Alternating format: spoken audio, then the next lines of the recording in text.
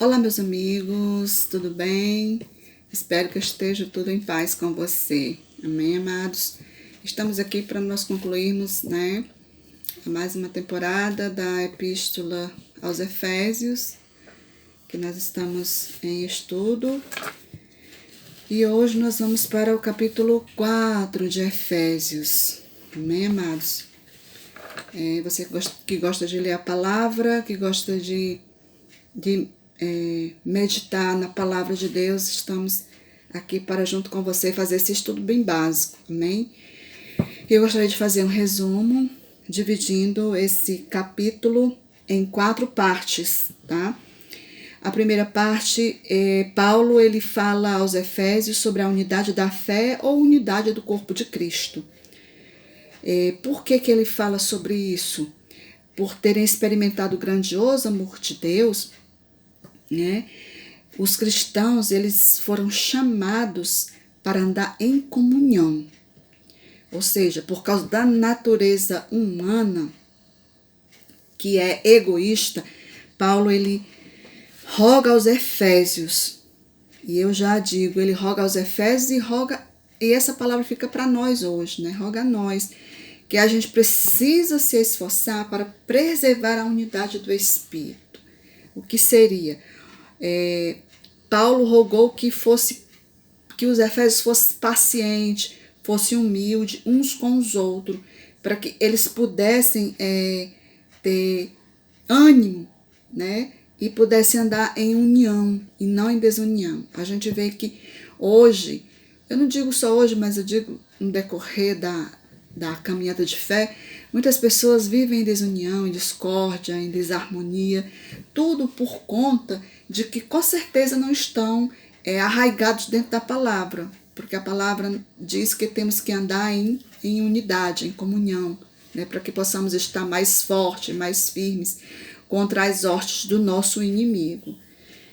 Por isso que Paulo fala na unidade, que se encontra nos versículos do 1 ao 6 do capítulo 4. Né? E nos versículos do 7 ao 16, Paulo fala sobre os dons da igreja, os dons dados à igreja. Por isso que aqui Paulo ele menciona o Salmo 68 e o versículo 18, onde ele menciona para mostrar que a palavra do salmista foi cumprida em Cristo, não é?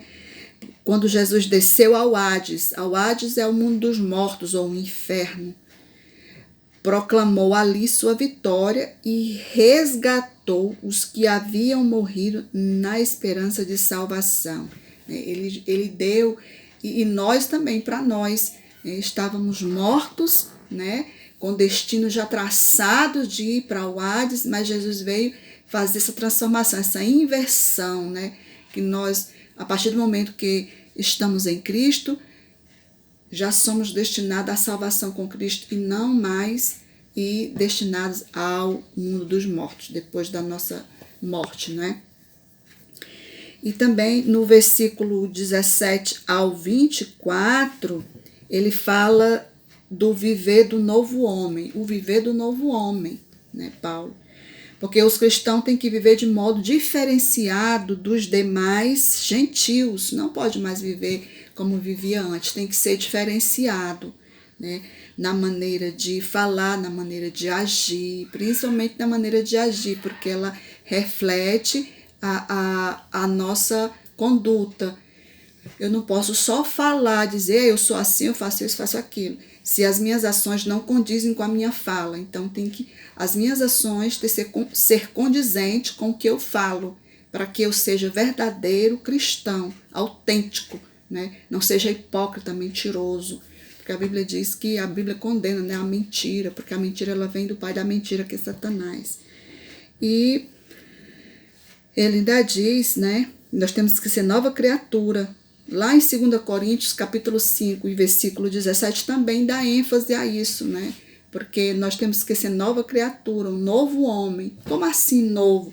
Ou seja, as coisas que nós fazíamos no passado, não temos mais que fazer agora.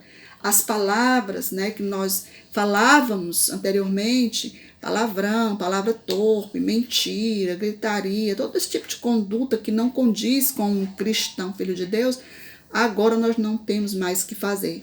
E para isso nós temos que pedir a ajuda do Pai Celeste, porque só Ele tem essa ajuda. E no versículo 25 até o 32, e pegando parte do 1 e do 2 do capítulo 5, para encerrar o assunto, Paulo ele fala sobre os imitadores de Deus, né?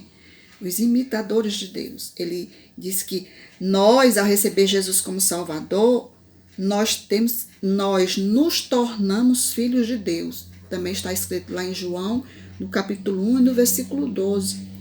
Logo, nós devemos parecer com os nossos atos e palavras com o Pai Celeste. Já que de uma vez aceitamos Jesus como Salvador, nós temos que parecer como filhos de Deus, porque agora nós somos filhos da adoção, como a gente falou anteriormente, né, nos outros capítulos.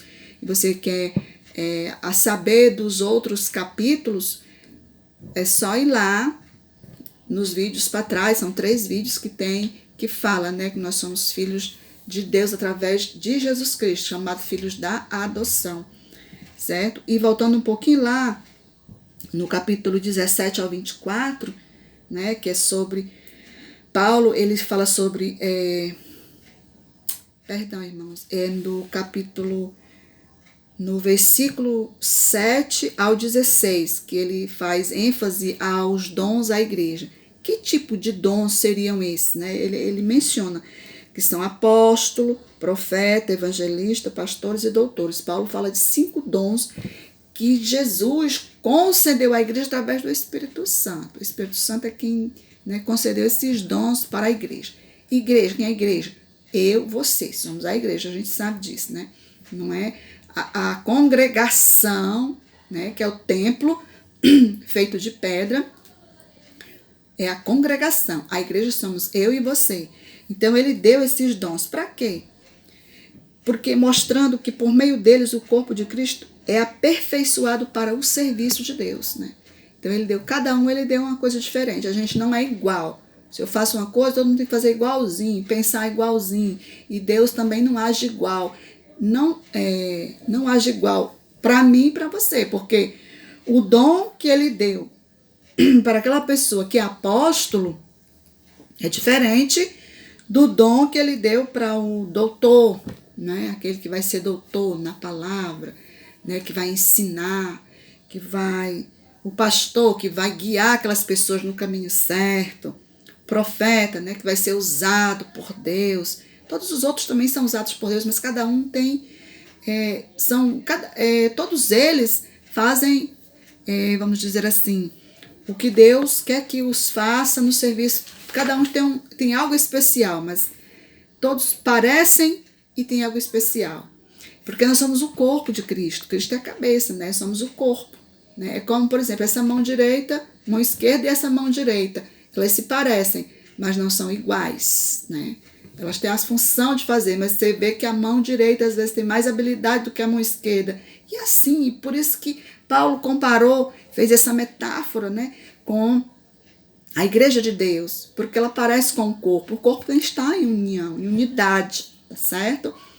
E é assim que ele fala nesse capítulo 4, né? Ele fala da unidade da fé, ele fala os dons dados à igreja, ele fala do viver do novo homem, né? E eu já poderia dizer o novo viver do homem, né? O novo viver. Mas ele fala do novo homem, porque a partir do momento que ele se entrega para Cristo, ele aceita Cristo como seu Salvador, né? Ele aceita que Jesus, ele é o Salvador. O que é aceitar? É eu perceber que eu sou pecador e preciso de um Salvador. Porque se eu não tivesse Salvador, eu vou morrer e vou descer ao mundo dos mortos, viver para sempre na perdição, sofrimento.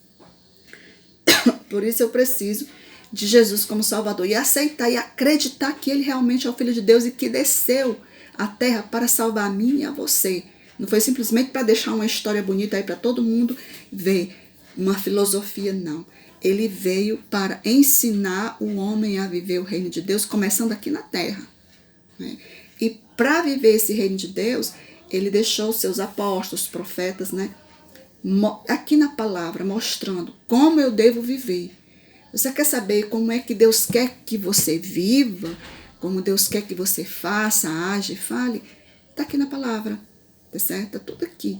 Por isso que a gente vem aqui com essa palavra tentar mostrar em resumo, bem resumidinho, bem básico, como Deus quer que nós vivamos, né? Ele usou os seus apóstolos, profetas, para enviar mais informações, porque era muita coisa para informar, né? E a gente sabe que o ser humano, ele hoje está de uma forma, amanhã já está de outra, e Deus sabe disso.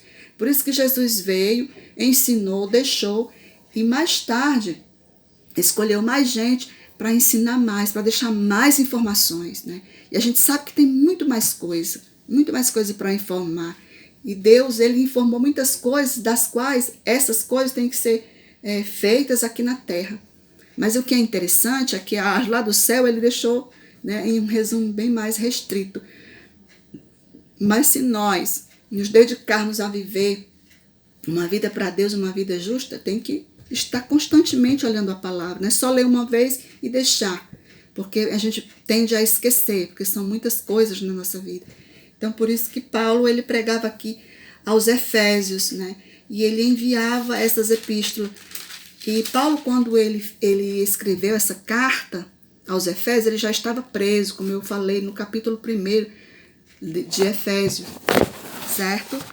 Ele já estava preso em Roma. E ele enviou essa carta, né, através do seu auxiliar chamado Tíquico. Enviou a todas as igrejas. E uma dessas igrejas foi a igreja de Éfeso, né? Lá na Ásia. Ele enviou e mostrando, porque com certeza o Espírito Santo, né, mostrou a ele como essa igreja estava, como essa igreja precisava. Por mais que essa igreja estivesse, né, nos caminhos, mas é necessário uma aperfeiçoação. Ser aperfeiçoada, ser perfeita, porque nós temos que ser perfeito. Ninguém é perfeito, mas nós buscamos a perfeição. A gente trabalha dia após dia para buscar essa perfeição. Primeiramente, para nós morarmos no céu. Segundo, para nós viver o reino de Deus aqui na terra. E terceiro, para nós sabermos resistir aos ataques de Satanás, porque os ataques do diabo, eles são constantemente. E isso nós vamos falar nos capítulos 5 e 6. Por isso que a gente precisa estar em conformidade com os ensinamentos da palavra, porque os ataques do mal, eles são constantes, porque o mundo espiritual reflete muito no material, tá certo, amados? E nos próximos capítulos, que com certeza nós vamos estar aqui de novo mencionando, a gente vai falar sobre isso, tá certo? Então fica aqui esse pequeno resumo, né, do que Paulo quis passar para a igreja de Efésios e, consequentemente, para nós, igreja hoje do século 21 também, né? Porque nós não somos diferentes dos de lá. Nós devemos estar em concordância com a palavra. Então, eu fiz um pequeno resumo, bem básico, bem simples. E se porventura você tem alguma pergunta, tem algo a acrescentar, é só deixar aí nos comentários que a gente no próximo vídeo, né, visualiza e fala para você no início, amém? Deixa seu likezinho aí se gostou, deixa seu comentário, amém? Ore por nós estaremos orando por vocês, todos os inscritos do canal, né? Estaremos orando para que o Senhor venha abençoar vocês de uma forma poderosa, para que nós nunca possamos sair da presença de Deus, amém, amados? E eu quero já deixar o meu amém e o meu agradecimento, minha paz, né? A paz do Senhor, a paz do Senhor para com todos vocês, amém, amados? E que Deus em Cristo abençoe a todos vocês, não só hoje, mas até que Ele venha no decorrer das nossas vidas, amém? Até lá!